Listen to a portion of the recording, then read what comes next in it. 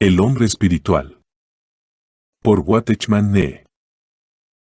Concede que la unión primaria es en el espíritu, pero esta fusión del espíritu como consecuencia hará que el cuerpo del creyente sea un miembro de Cristo. Esto, en último término, prueba que el cuerpo es para el Señor y el Señor es también para el cuerpo. De lo que se trata es de la unión. Los hijos de Dios deberían percibir claramente cuál es su posición en Cristo, que no hay el menor hueco o distancia en su unión con Él. Sus cuerpos son miembros de Cristo, a través de los cuales puede evidenciarse la vida de Él. No podrían esperar mucho si el Señor fuera débil o enfermizo, pero es todo lo contrario, indudablemente obtienen salud, poder y vida de Él.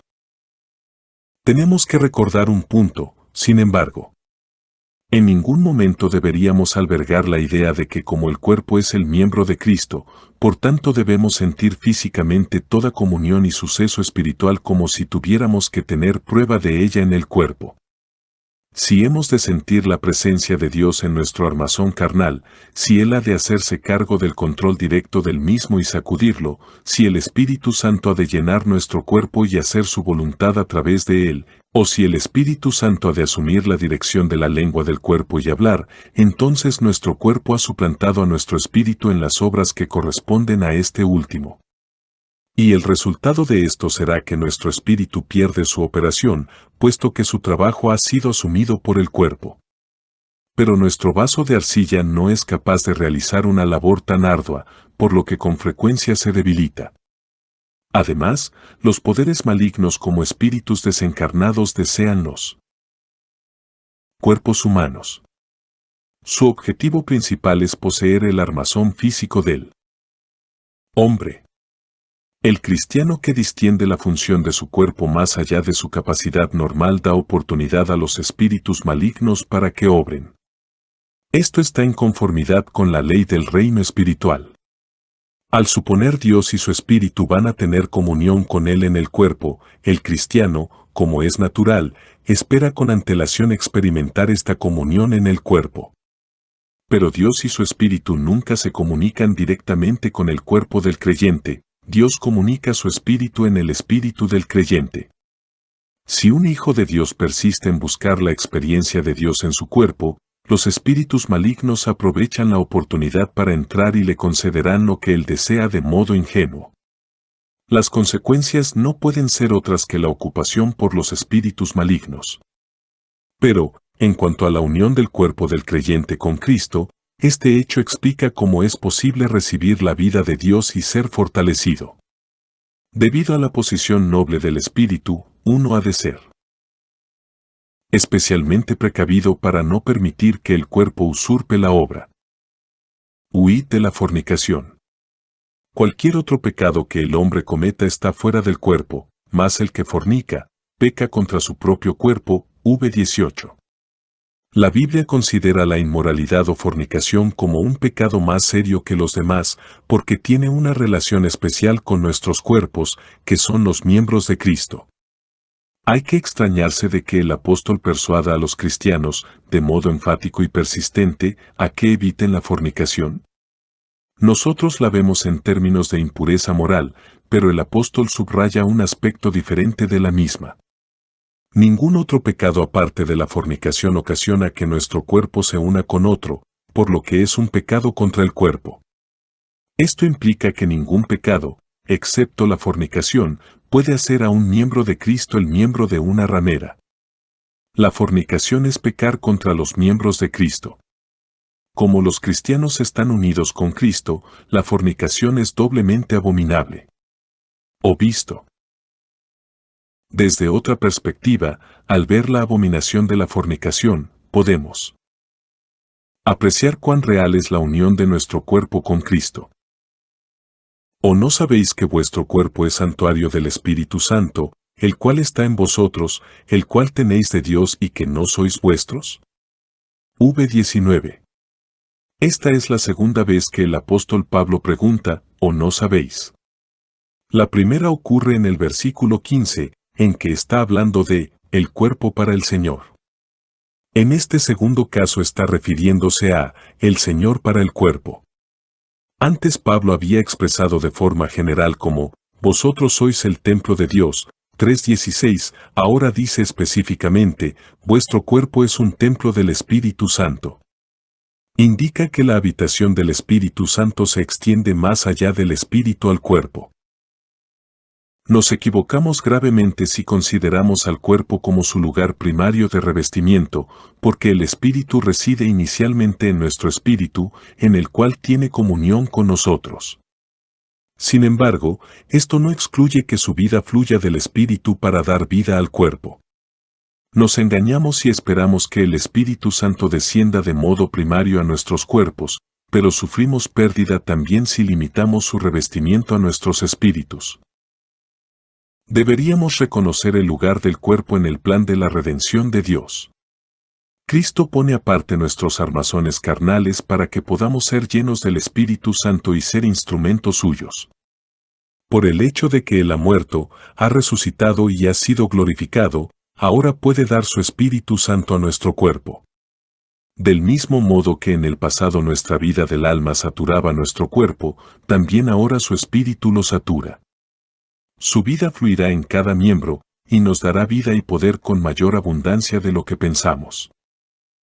Que nuestro cuerpo constituye un templo del Espíritu Santo es un hecho seguro, y puede ser experimentado vitalmente también. Con todo, muchos son como los creyentes de Corinto que descuidaban esta gloriosa posibilidad. Aunque el Espíritu de Dios reside en ellos, para ellos es como si no existiera. Tenemos necesidad de ejercitar la fe para creer, para reconocer y aceptar este hecho de Dios. Si sacamos provecho de este hecho por fe, descubriremos que el Espíritu nos va a traer no solo santidad, gozo, justicia y amor de Dios a nuestras almas, sino también vida, poder, salud y fuerza para nuestra debilidad, cansancio y enfermedades corporales. Él dará a nuestros vasos terrenales la vida de Cristo junto con los elementos vitales de su glorioso cuerpo. Cuando nuestro cuerpo ha muerto verdaderamente con Cristo, esto es, cuando se ha sometido por completo a Él, toda la voluntad propia y la acción independiente ha sido negada y no se busca nada, sino ser un templo del Señor, entonces el Espíritu Santo manifestará con toda seguridad la vida del Cristo resucitado en nuestro cuerpo mortal. Qué bueno es para nosotros el experimentar de modo genuino al Señor en la curación y aún el reforzamiento en su ser, nuestra salud y nuestra vida. Si vemos nuestra tienda como un templo del Espíritu Santo, le seguiremos llenos de asombro y de amor. No sois vuestros, porque habéis sido comprados por precio. Glorificad, pues, a Dios en vuestro cuerpo, VV. 19:20. Sois miembros de Cristo, sois un templo del Espíritu Santo, no sois vuestros. Habéis sido comprados por Dios por precio. Todo lo vuestro pertenece a Él, especialmente vuestro cuerpo. La unión de Cristo con vosotros y el sello del Espíritu Santo dentro de vosotros prueban que vuestro cuerpo, particularmente, es de Dios. Glorificad, pues, a Dios en vuestro cuerpo y en vuestro espíritu, los cuales son de Dios. Hermanos, Dios quiere que le honremos en esto. Quiere que le glorifiquemos tanto por medio de la consagración de este cuerpo para el Señor que tenemos, como por medio de la gracia que exhibimos en Él, Señor para el cuerpo de Él. Consideremos esto de modo sobrio y vigilante, para que no usemos nuestros cuerpos para nosotros mismos o permitamos que caigan en una condición tal en que no podamos decir que el Señor es para el cuerpo. Así glorificaremos a Dios y le permitiremos que demuestre su poder libremente al librarnos a nosotros de nuestras debilidades, dolencias y sufrimiento, así como de nuestro egoísmo, amor propio y pecado. Capítulo 2. La enfermedad. La enfermedad es una ocurrencia común en la vida. Para saber cómo mantener nuestro cuerpo en una condición que glorifique a Dios, primero hemos de saber qué actitud tomar frente a la enfermedad, cómo hacer uso de ella, y también cómo puede ser curada. Como la enfermedad es tan común, no podemos evitar sufrir una falta seria en nuestra vida si desconocemos la forma en que hemos de tratarla. La enfermedad y el pecado. La Biblia revela una relación íntima entre la enfermedad y el pecado. La consecuencia final del pecado es la muerte. La enfermedad se encuentra entre el pecado y la muerte. Es una secuela del pecado y un prólogo a la muerte. Si no hubiera pecado en el mundo, tampoco habría enfermedad y muerte. Si Adán no hubiera pecado, la enfermedad no habría venido sobre la tierra, de esto podemos estar seguros. De ahí que, como con cualquier otra calamidad, la enfermedad fuera introducida por el pecado. Los seres humanos están constituidos de dos naturalezas, la corporal y la no corporal. Ambas sufrieron en la caída del hombre. El espíritu y el alma fueron dañados por el pecado y el cuerpo fue invadido por la enfermedad. El pecado del espíritu y el alma, juntos con la enfermedad del cuerpo, dan testimonio de que el hombre ha de morir. Cuando el Señor Jesús vino para salvar, no solo perdonó el pecado del hombre, también curó el cuerpo del hombre. Salvó a los cuerpos así como a las almas. Desde el principio de su ministerio curó enfermedades humanas, al final de su labor pasó a ser una propiciación en la cruz por los pecados del hombre. Considera cuántos enfermos fueron curados por él durante sus días en la tierra. Sus manos siempre estaban dispuestas a tocar a los enfermos y hacerlos levantar. A juzgar por lo que hizo él mismo, y por la orden que dio a sus discípulos, no podemos por menos que ver que la salvación que proveyó incluye la curación de la enfermedad. El suyo es un evangelio de perdón y curación. Los dos van juntos. El Señor Jesús salvó a las personas de los pecados y las enfermedades para que pudieran conocer el amor del Padre. Al leer los evangelios, los hechos, las epístolas o el Antiguo Testamento, continuamente somos testigos de que la curación y el perdón van paralelos. Todos conocemos Isaías 53, que es el capítulo más claro del Antiguo Testamento respecto al Evangelio. En varios lugares del Nuevo Testamento se hace referencia a este capítulo particular cuando el cumplimiento de sus profecías respecto a la obra redentora del Señor Jesús está a la vista. El castigo de nuestra paz fue sobre él, y por sus llagas fuimos nosotros curados. V5. Nos habla en términos inconfundibles acerca de la curación del cuerpo y de la paz del alma que nos es concedida. Esto se hace más claro aún cuando consideramos dos usos diferentes del verbo, llevar. Él llevó los pecados de muchos, V12, y él llevó nuestras dolencias, hebreo, enfermedades, V4. El Señor Jesús lleva nuestros pecados, también lleva nuestras enfermedades. Por el hecho de que llevó nuestros pecados, nosotros ya no tenemos que llevarlos, de la misma manera, como Él ha llevado nuestras enfermedades, nosotros ya no tenemos que llevarlas.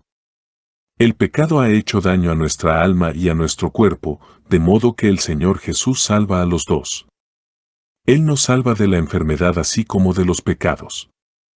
Los creyentes hoy pueden ofrecer alabanza con David: bendice, alma mía, a Jehová, y bendigan todas mis entrañas su santo nombre.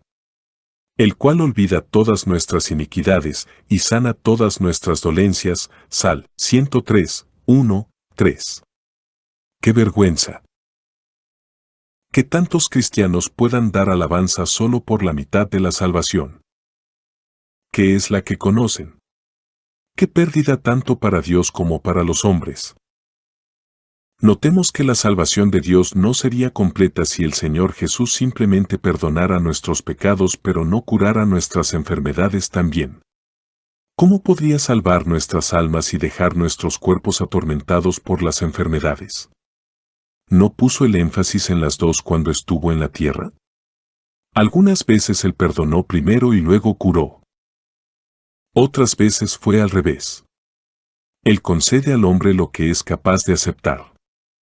Al leer los evangelios hallamos que el Señor Jesús hizo más curaciones que ninguna otra clase de obras, porque los judíos de aquel tiempo parecían menos capaces de creer que el Señor los perdonaba que creer que los curaba. Mt. 9:5. Los cristianos hoy, sin embargo, hacen precisamente lo opuesto. En aquellos días los hombres creían que el Señor tenía poder para curar enfermedades, pero dudaban de su poder para perdonar pecados. Hoy los santos creen que Él tiene poder para perdonar y dudan de su gracia para salvar. Confiesan que el Señor Jesús vino para salvar a los hombres del pecado, pero no hacen caso del hecho de que Él es igualmente el Salvador que cura. La incredulidad del hombre divide al Salvador perfecto en dos, aunque sigue siendo en verdad el Cristo que es para siempre el Salvador del cuerpo y el alma del hombre, competente para curar así como para perdonar. En el pensamiento del Señor no basta con que un hombre sea perdonado, pero sin ser curado al mismo tiempo. De ahí que hallamos en su mandamiento, levántate, toma tu lecho y vete a tu casa, según su declaración al paralítico, hombre, tus pecados te son perdonados, LC 5:24-20.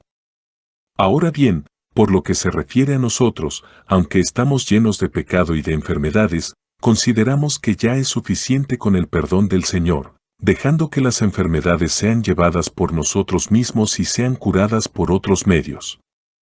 Sin embargo, el Señor no quería que la gente tuviera que llevarse a su casa al paralítico confinado a la cama todavía, una vez le había perdonado los pecados.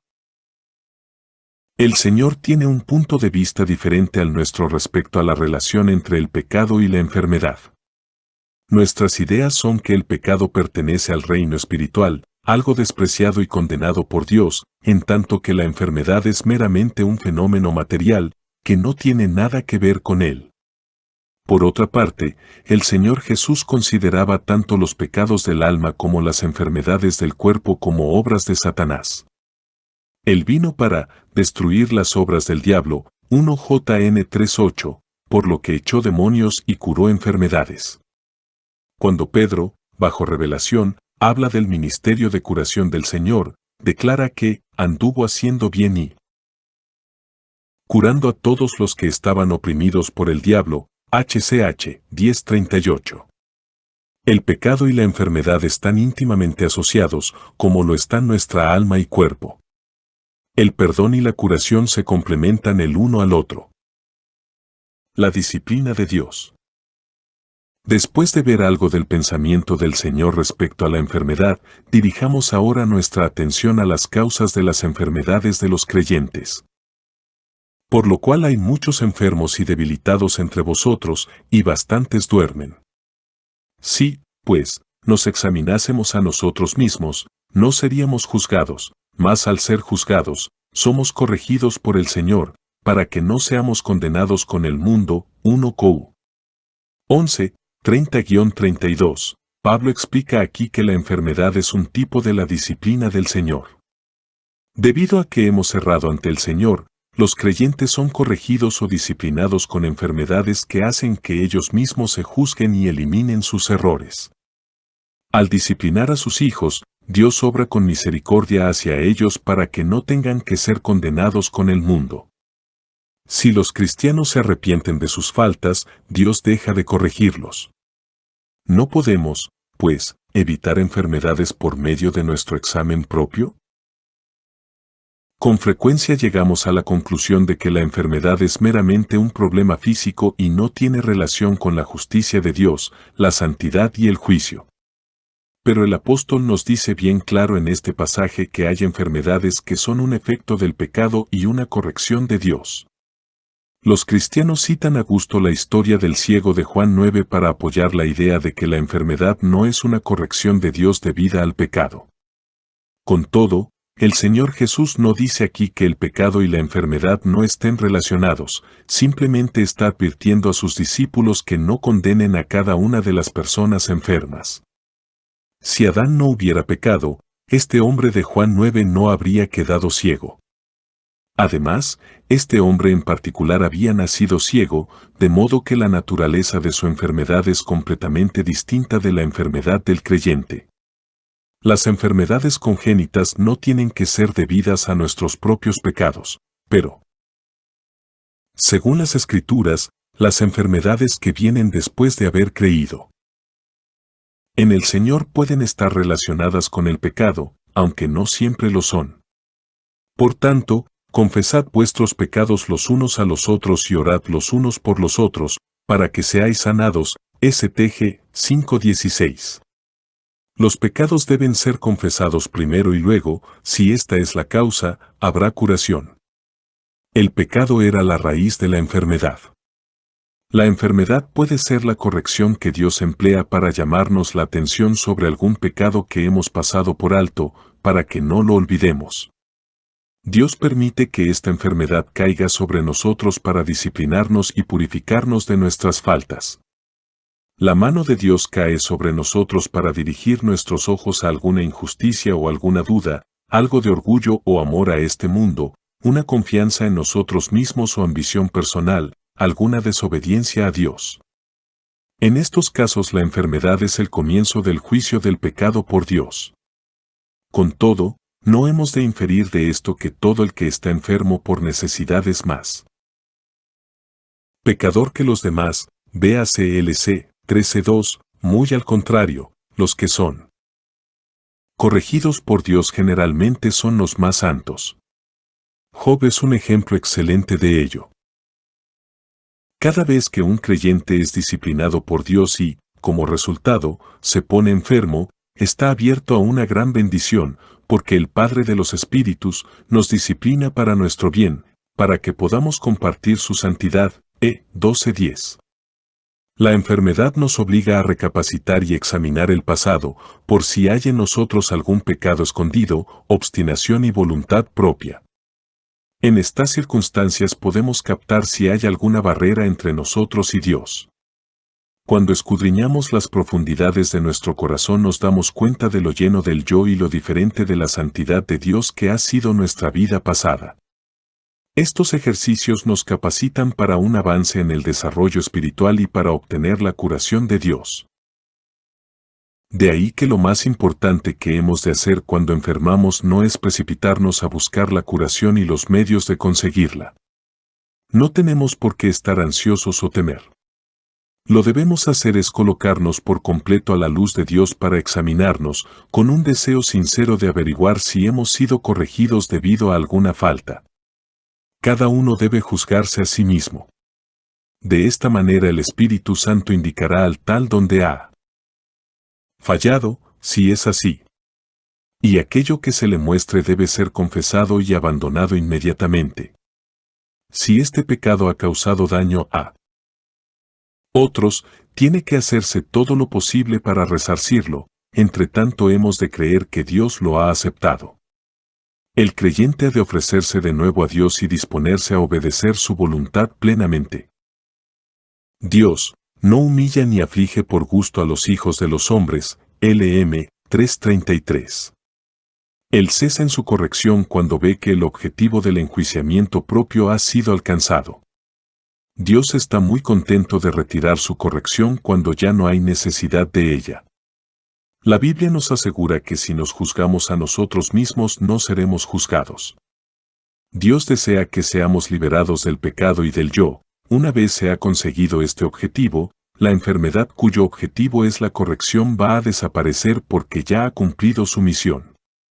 Lo que el cristiano necesita entender hoy es que Dios le corrige con un propósito específico. En consecuencia, ha de permitir siempre al Espíritu Santo que ponga a la vista lo que es el pecado, de modo que el objetivo de Dios pueda ser alcanzado y la disciplina de Dios ya no sea necesaria. Entonces Dios va a dar la curación. Una vez el santo ha confesado y abandonado su pecado y, además, creído para obtener el perdón, puede confiar en la promesa de Dios y saber sin temor que Él va a sanarle también. Con una conciencia limpia de acusación ha de ser osado al acercarse a Dios pidiendo misericordia.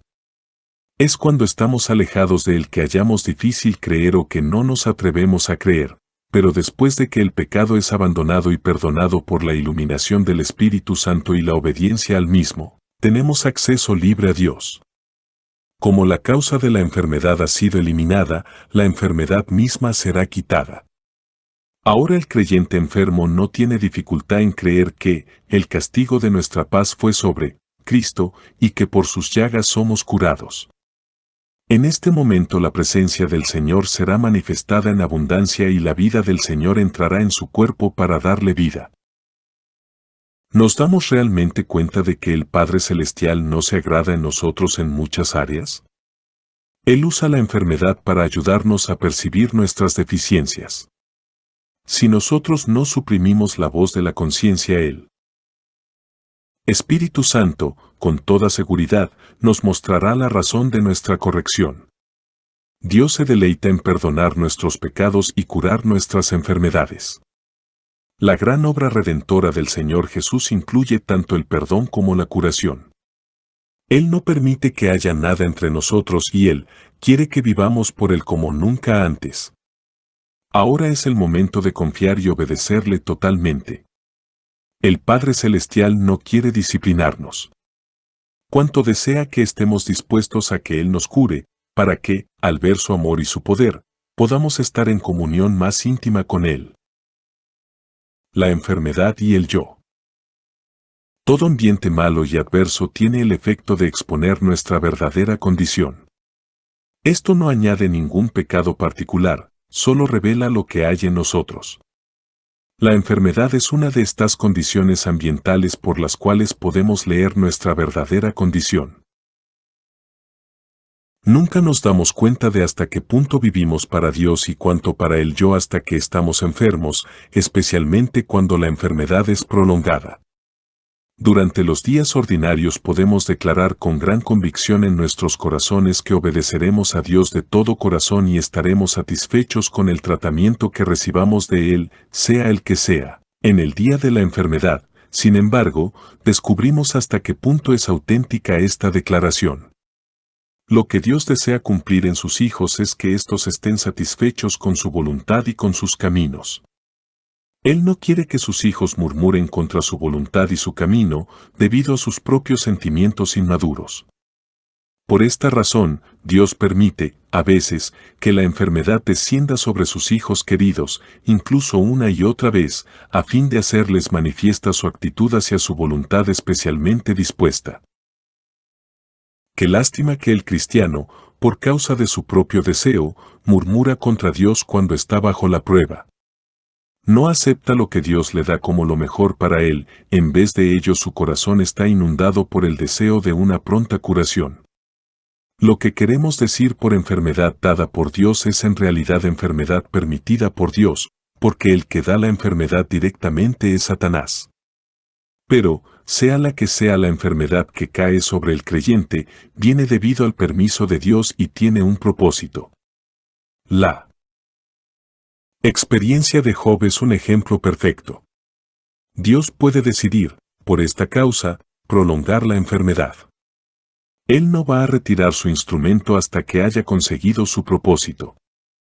El objetivo en toda comunicación entre Dios y el creyente es llevar a este último a una sumisión incondicional a Él, aceptando de buen grado todo tratamiento recibido de Él. Dios no se complace con la persona que le alaba en la prosperidad pero murmura y se queja contra Él en la adversidad. Dios no quiere que los suyos duden de su amor o entiendan mal sus actos tan fácilmente. Él quiere que le obedezcan hasta la muerte. Dios quiere que sus hijos reconozcan que todo lo que les viene procede de Él o es permitido por Él. Por peligrosa que sea la circunstancia física o ambiental, está medida por su mano.